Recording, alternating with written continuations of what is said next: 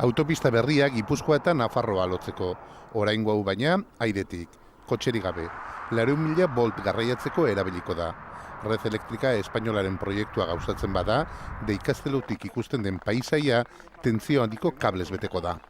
Pues nos afectaría porque mataría a este pueblo. Eragina izango luke, herria hil egingo luke. Guk herri bizia nahi dugu, lehen sektorea bultzatu nahi dugu, eta lanpostu berriak sortu nekazal turismoari lotuta. Turismo rural. Eskio itsaso eta ikasteluren arteko 120 kilometroak ez dituzte kablez lotuta ikusi nahi.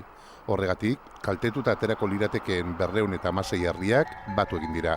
Ez dute proiektua gauzatzeko arrazorik ikusten. Esaten digute momentu honetan beharrik ere ez dagoela.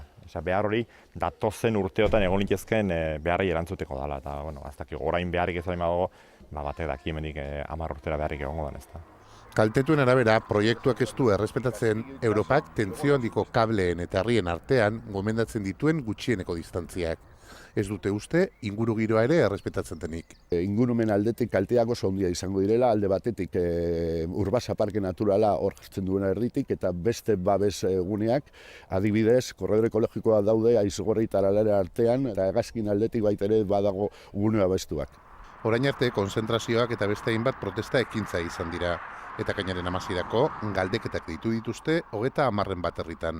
Defendemos la participación en nuestro futuro, ¿no? Denon artean eta bat eginda, nik uste zerbait edo behintzat horren alde borroka inbarrela, proiektua bertamera gelditzeko alegina.